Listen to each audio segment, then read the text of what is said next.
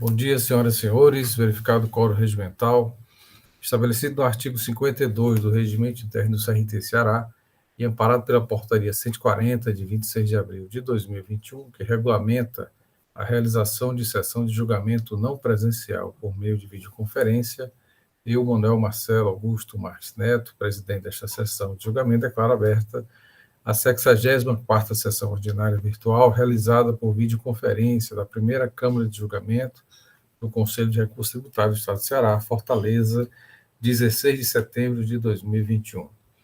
Presente os conselheiros que compõem esta Câmara, doutor William Falcão de Souza, doutora Antônia Helena Teixeira Gomes, doutora Mônica Maria Castelo, doutor Pedro Jorge Medeiros, doutor Felipe Amaral, doutor Carlos César Quadros Pierre. Presente também a sessão, doutora Adriana, representante da empresa, doutora Vitória, representante da empresa Nestlé. Aguardando ainda a presença do Procurador do Estado, doutor Matheus Viana Neto. Secretaria dos Trabalhos, a senhora Evaneide Duarte Vieira. Iniciada a sessão, indago aos conselheiros se receberam resoluções, foram enviadas pela secretária para apreciação e revisão, conforme estabelece o artigo 14, portaria, parágrafo único da portaria 140. Resoluções, após análise, são reencaminhadas e agora serão feita a leitura dos processos para constar em ata. Evaneide, resoluções para constar em ata. Sim, senhor presidente. Por favor. Foram entregues as resoluções referentes ao seguinte processo: da relatoria da doutora Antônia Helena Teixeira Gomes, processo 6761-2018, auto de infração 2018-13424. Da relatoria do doutor Fernando André Martins Teixeira, processo 3691-2018, auto de infração 2018-08599. E processo 3692-2018, auto de infração 2018-08116. Foram esses.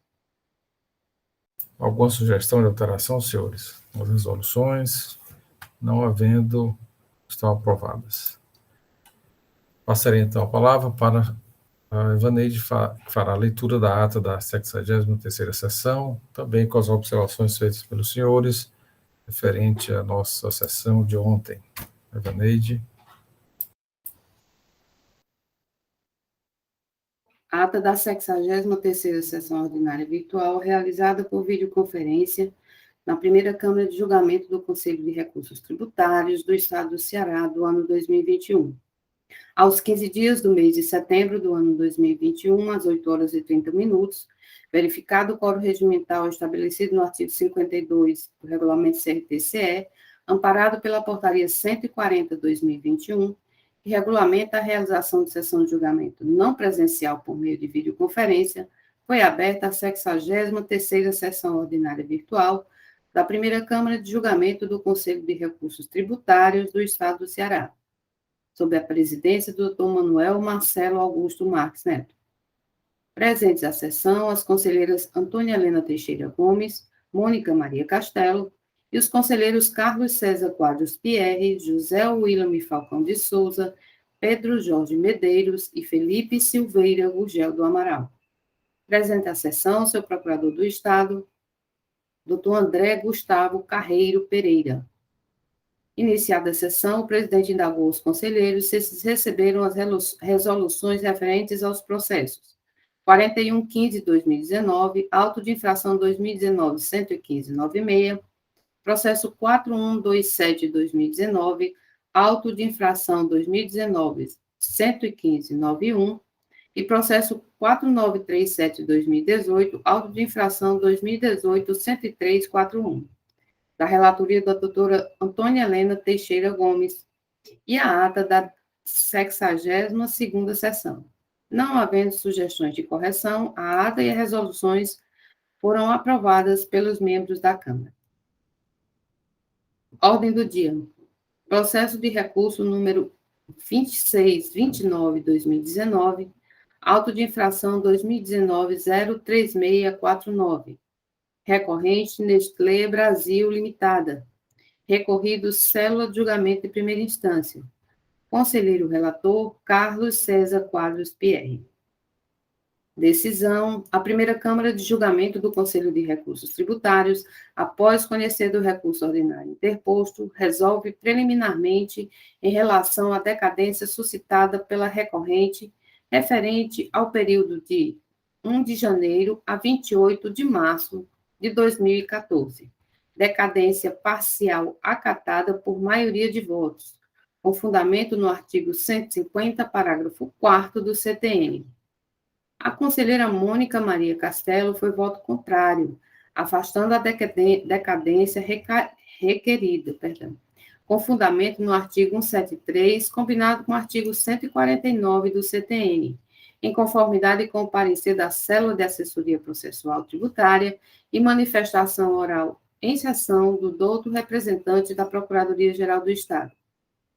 Quanto ao argumento do caráter confiscatório da multa, este contencioso não tem competência de apreciar a referida matéria, nos termos do artigo 48, parágrafo 2º, da Lei 15.614/2014. No mérito, decide por unanimidade de votos dar parcial provimento ao recurso interposto, para reformar a decisão de procedência proferida em primeira instância, para julgar parcial procedente o auto de infração, excluindo da base de cálculo os meses de janeiro, fevereiro e março de 2014, alcançados pela decadência parcial, nos termos do voto do conselheiro relator. Decisão contrária ao parecer da Célula de Assessoria Processual Tributária, adotada em sessão pelo representante da douta Procuradoria-Geral do Estado. Presente a sessão, realizando a sustentação oral, a representante legal da parte, a doutora Vitória Medeiros de Melo Cabaleiro Chagas. Processo de recurso número 2749/2019, auto de infração 2019-04011, recorrente Nestlé Brasil Limitada, recorrido Célula de Julgamento em Primeira Instância. Conselheiro relator, Carlos César Quadros Pierre. A decisão a ser lida alcança também o processo de número 2748/2019, auto de infração 2019-04047, recorrente Nestlé Brasil Limitada. Recorrido Célula de Julgamento de Primeira Instância. Conselheiro relator, José William Falcão de Souza. Valerá ainda para o processo de número 2630/2019, auto de infração 2019-04114, recorrente Nestlé Brasil Limitada, recorrido Célula de Julgamento de Primeira Instância. Conselheiro relator, José William Falcão de Souza. Decisão comum aos 3 processos.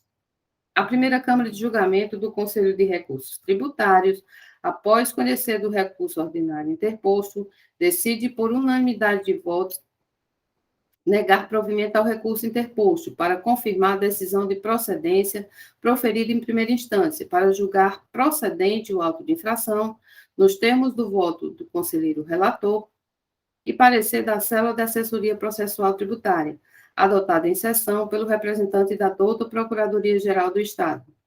Quanto ao argumento do caráter confiscatório da multa, este contencioso não tem competência de apreciar a referida matéria, nos termos do artigo 48, parágrafo 2º, da Lei 15.614/2014. Presente a sessão, realizando sustentação oral, a representante legal da parte, a doutora Vitória Medeiros de Melo Cabaleiro Chagas. É isso, senhores. Senhores, alguma alteração a ser feita na ata que foi lida? Não havendo nenhuma alteração, considera-se aprovada. Presente a sessão, doutor Matheus Vieira Neto, seja bem-vindo. Vamos dar início à nossa ordem do dia.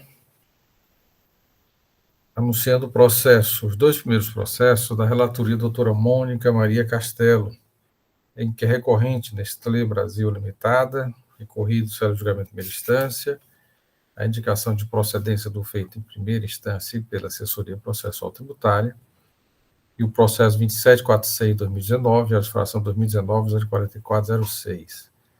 Eu indago a conselheira relatora se os processos podem ser apreciados em conjunto ou teríamos que apreciá-los individualmente.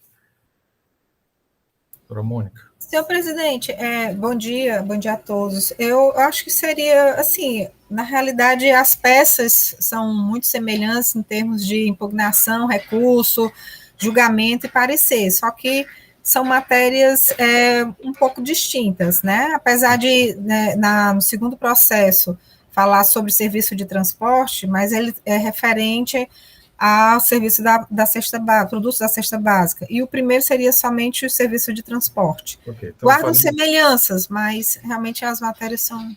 Então faremos separadamente. Então, mas assim, eu acho que aproveita em termos das peças, senhor presidente, como eu falei. Então, faremos... Presidente, só uma colocação aí, os meus aí, eu acho que são também iguais, o da doutora Mônica, mudando apenas o ano, viu? Os dois... A doutora Vitória quer falar aí, presidente. Sim, vamos a doutora Vitória com a palavra. Muito obrigada, presidente. Realmente, os casos eles são iguais entre si, são 4 casos e cada um são 2 grupinhos, né? 2 duplas de processo. E quando eu estava analisando os autos ontem, eu verifiquei que realmente a matéria é idêntica aos casos julgados ontem. Sendo assim, como são casos idênticos aos de ontem, as minhas colocações seriam as mesmas, estou diante dos mesmos conselheiros, eu me abstenho de realizar a sustentação oral. E se não houver problema, só acompanharia o julgamento. Ok, doutora Vitória. Então, só para os pares, né, como a doutora falou, o primeiro processo, 2747, crédito indevido, pelo menos o que eu anotei, relacionado a serviço de transporte. E o processo do doutor Pedro Jorge, o 2745, o terceiro da pauta, também crédito indevido, serviço de transporte. É isso, doutor Pedro? Referente a doutora Mônica, 2016, doutor Pedro, 2017. Então, a doutora Mônica, ela fará a leitura, né, o relatório desse primeiro processo. Doutor Pedro, por favor, poderia acompanhar esse primeiro processo e, ao final, o senhor faz a distinção. Parece-me que é só a questão do exercício, né? Como há esse destaque, a doutora Mônica fez, considerando que a doutora Vitória também já identificou a semelhança com os processos anteriores, por conta, né, a questão da celeridade. Passo a palavra à doutora Mônica para o relato do primeiro processo. O doutor Pedro Jorge acompanha o terceiro processo da pauta, que nas minhas anotações são semelhantes, mudando apenas um exercício. Ok? Doutora Mônica, com a palavra. Obrigado, presidente. Renovo aqui os votos de bom dia. Eu gostaria de pedir licença, eu não sei se vocês estão ouvindo um barulho de vento, então eu vou só tentar diminuir, eu vou fechar aqui a porta. Peço licença.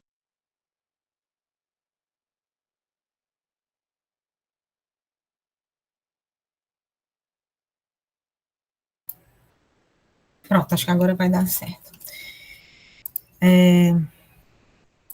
Esse primeiro processo, o 2747, auto de infração 2019, 04401, onde o recorrente é a Nestlé Brasil Limitada, refere-se a uma acusação de crédito indevido de ICMS oriundo da prestação de serviço de transporte de mercadorias sujeitos à substituição tributária referente ao exercício de 2016.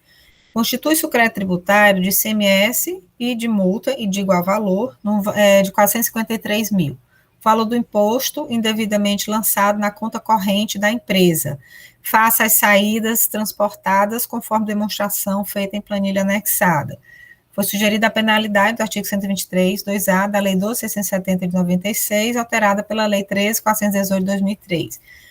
O contribuinte tempestivamente ingressou com impugnação às folhas 41, alegando e requerendo o direito ao crédito decorrente da tomada de serviço de transporte, a observância ao princípio da não cumulatividade do imposto e a abusividade da multa aplicada.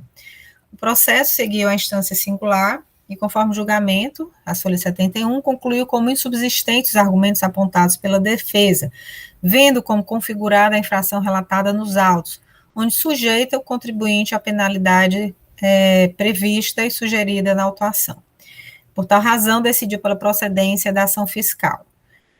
Face à decisão singular, que julgou procedente a autuação, a defesa interpôs recurso ordinário, onde ela alega os mesmos fatos e fundamentos, a questão do direito, que ela teria direito ao crédito na tomada de serviço de transporte, a questão da observância do princípio da não cumulatividade e a abusividade da multa aplicada. A assessoria processual, ela emite parecer, opinando, onde afasta todos esses argumentos e opina pela confirmação da decisão singular de procedência da acusação fiscal. Eu fiz um relato bem sucinto, bem breve, né, podendo obviamente, o doutor Pedro aqui complementar, mas face às questões que já foram amplamente discutidas no dia de ontem. Eu estou aqui à disposição. É o relato. Obrigada. Obrigado, doutora Mônica. Doutor Pedro Jorge, com relação ao processo 2745-2019, autifração 2019-04419. O que é que você pode acrescentar? Presidente, igual, idêntico aí da doutora Mônica, só muda apenas o ano, o exercício. Não tem diferença nenhuma aí. Quer dizer, no caso da doutora Mônica, 2016, a relatoria 2017, né? 17, exatamente. Não tem nada de arguição de prescrição, de decadência, tem tudo igual, viu? Aí a da doutora Mônica. Ok. Doutor Matheus Viana Neto, o senhor nos escuta? Muito bom dia a todos, senhor presidente. Não sei se está me escutando bem, a internet não está boa. Estamos, sim. Mas está escutando? Pelo menos está escutando bem? Estamos sim, estamos ouvindo bem. Doutor Matheus, esses processos da Nestlé, eles são... Ontem nós tivemos 4 processos que guardam muita semelhança com os processos de hoje, em relação à matéria mesma, crédito indevido. O que diferencia praticamente são os exercícios, né? Porque ontem nós apreciamos 2014, 2015, e nessa pauta de hoje nós temos processos 2016 e 2017.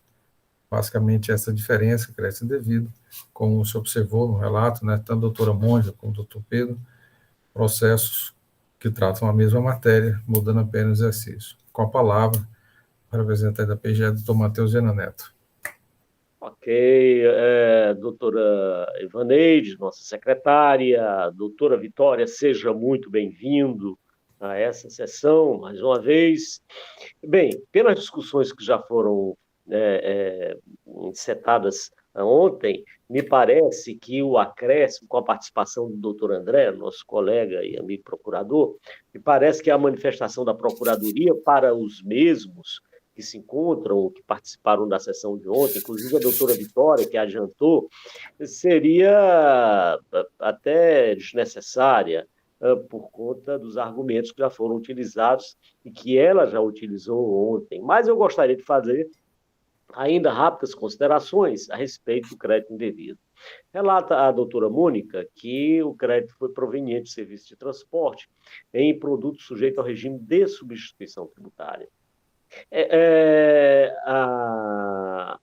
O regime de substituição tributária, ele se estende, ele tem uma implicação interessante, porque ele se estende às mercadorias, aliás, o regime de substituição tributária das mercadorias se estende ao serviço de transporte, no sentido de que, como essas mercadorias sujeitas ao regime de substituição tributária, o imposto é cobrado antecipadamente, o mesmo acontece em relação ao frete. Então, o crédito respectivo serviço de transporte. Então, o ICMS pago sobre esse serviço, ele não pode ser utilizado para abater o ICMS eventualmente devido em outras operações, porque esse ICMS que foi pago pelo frete, ele já foi utilizado por ocasião do cálculo do regime de substituição tributária daquele produto.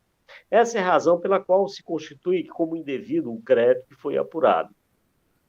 Então, quando o agente fiscal efetua o lançamento e diz, que é crédito indevido, é porque esse ICMS que foi pago na aquisição de frete, e induvidosamente deve ter sido pago, mas ele já foi utilizado no cálculo da substituição tributária, batendo o valor dessa substituição.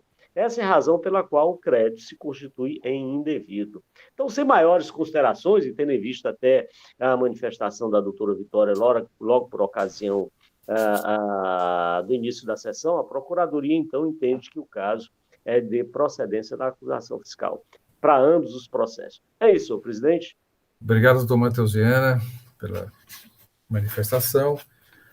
Considerando, né, que a doutora Vitória acompanhará o deslinde, o julgamento dos processos, e não participará, passo, então, para a discussão. Senhores conselheiros, conselheiras, processo em discussão. Algo a acrescentar, discutir em relação aos processos que estão em pauta hoje? Senhor presidente, é uma coisa que eu achei interessante aqui na informação complementar deste processo. Assim, esse auto de infração é relativo a 2016, não é isso? 2016. E ele só foi efetuado numa ação fiscal realizada em 2019. Eu achei interessante que a empresa ela já vinha com esse tipo de equívoco na apuração dela. E o fiscal está dizendo que ele diz assim, observamos ainda que a empresa já reconheceu este erro ao recolher os tributos apurados na infração número 2016-22-830 de 2017, o qual também se tratava do mesmo tema. Ou seja, em 2016 foi lavrado um auto, provavelmente cobrando de períodos anteriores, e a empresa quitou, chegou, né, aqui não disse, foi julgado, não, ele quitou o auto de infração. E depois a empresa continuou fazendo da mesma forma.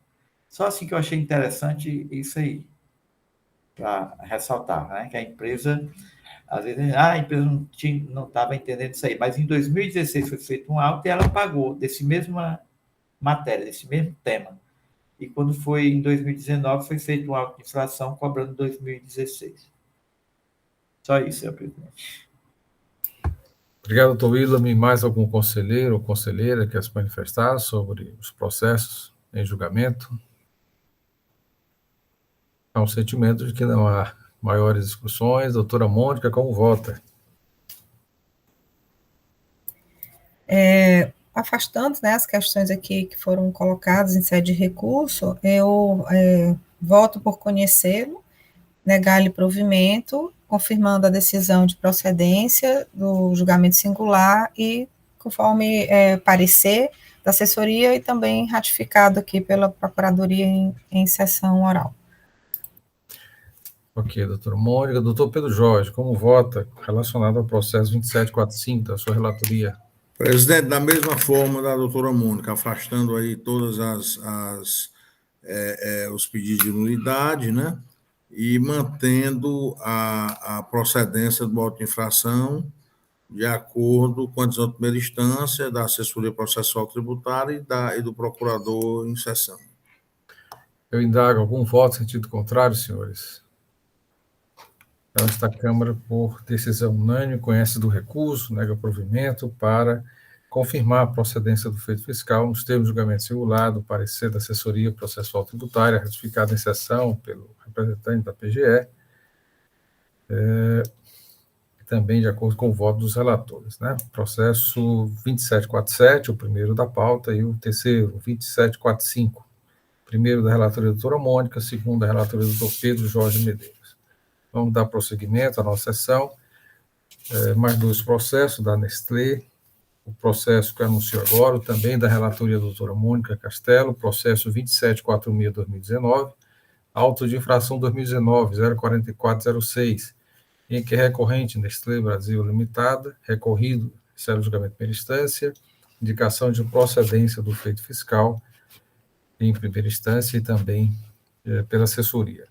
O processo de recurso 2756, auto de infração 2019-04500, da Nestlé como recorrente, e a célula de julgamento de primeira instância recorrido, também trata de crédito indevido da relatoria do Dr. Pedro Jorge Medeiros.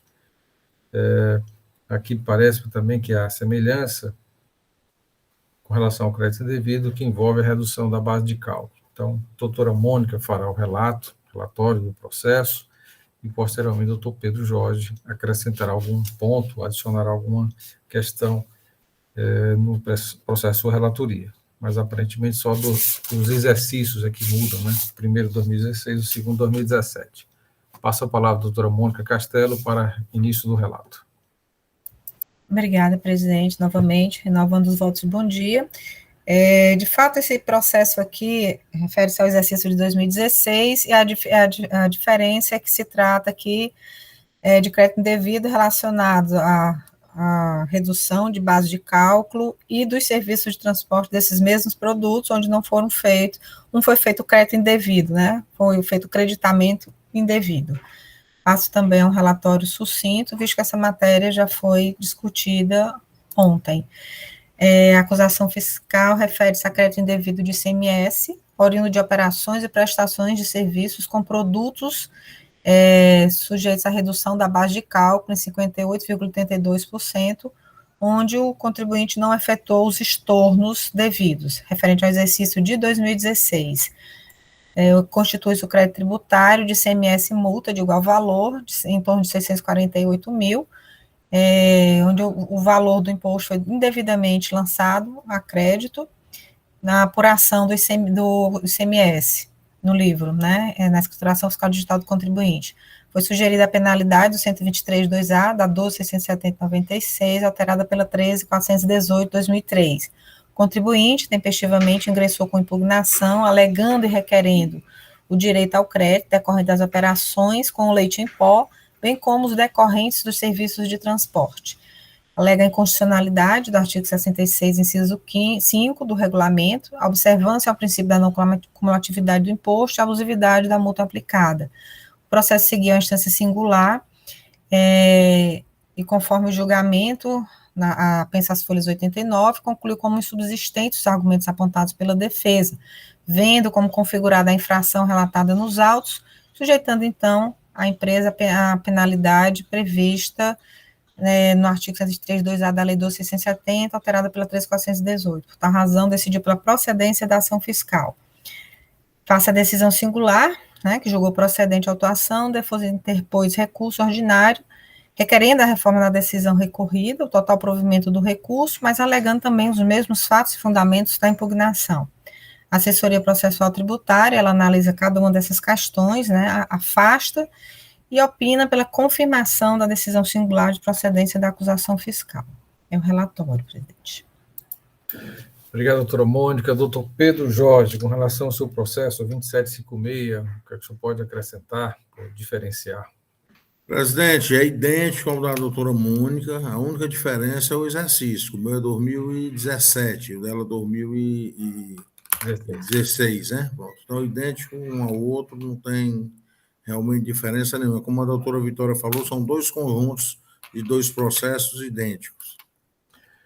Ok, doutor Pedro, obrigado pela sua participação. Passo a palavra ao doutor Matheus Viana Neto, procurador do Estado, para suas considerações. Muito bem, senhor presidente, senhores conselheiros, doutora Eva, nossa secretaríssima, doutora Vitória, mais uma vez aqui, que participa dessa sessão. As considerações que a Procuradoria já fez ontem certamente se aplicam hoje, mas eu gostaria de acrescentar um pouquinho, mas só relembrar, aliás, não acrescento nada, no sentido de que estabelece a Constituição Federal, lá no artigo 155, parágrafo 12, parágrafo 2, inciso 12, salvo engano, 12G, diz o seguinte: salvo disposição da legislação em contrário, a isenção ou não incidência acarretará a anulação do crédito fiscal.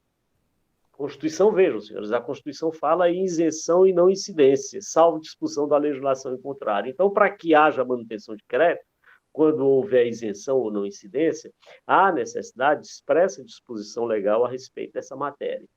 Pois bem, aí, no caso, trata-se de redução de base de cálculo. Mas redução de base de cálculo é isenção?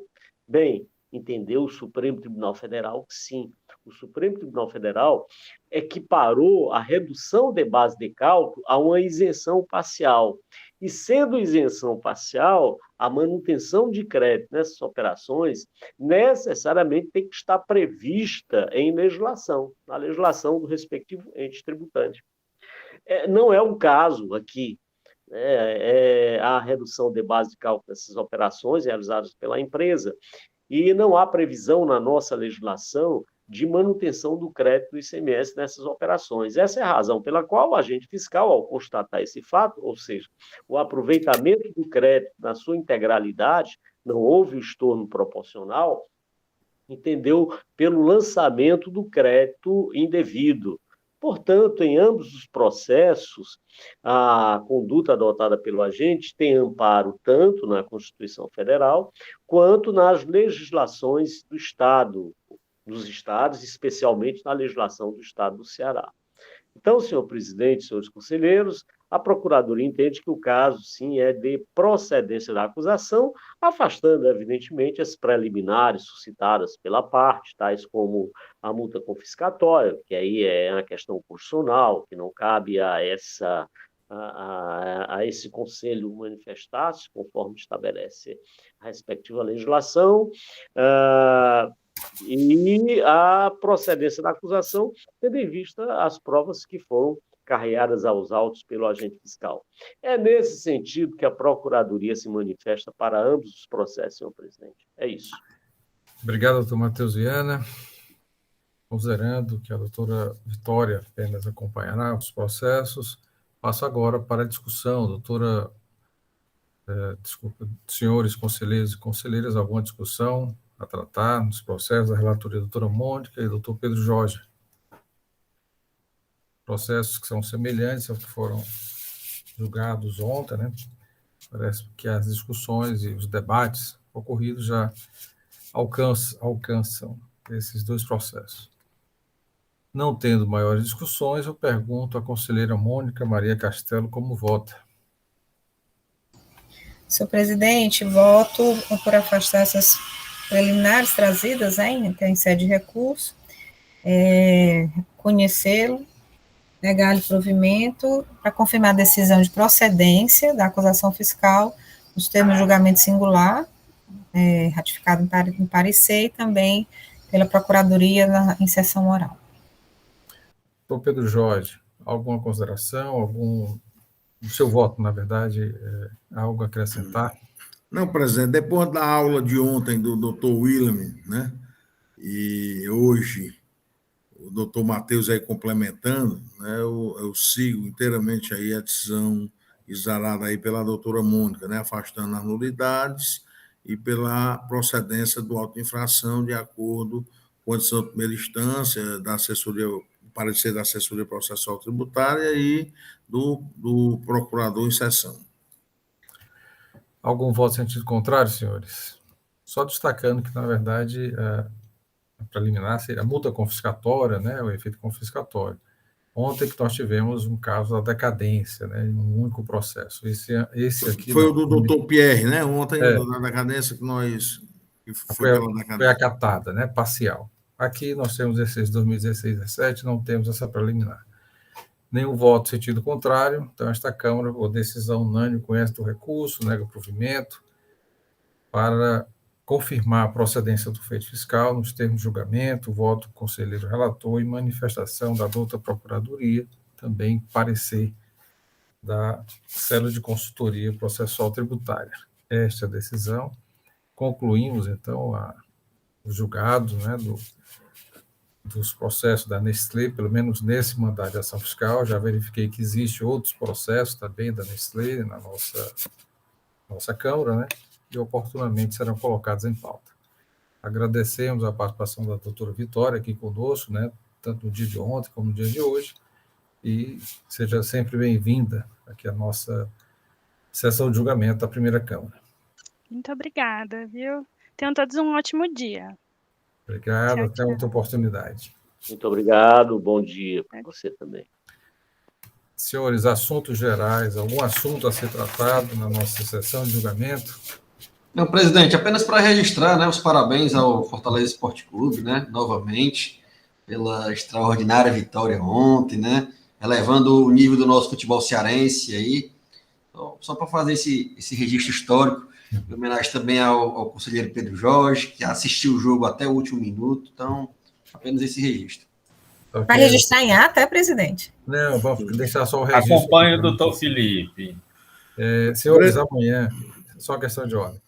Amanhã, lembrando que amanhã nós teremos 4 processos, na última sessão do mês de setembro, sexta-feira, 65ª sessão virtual ordinária.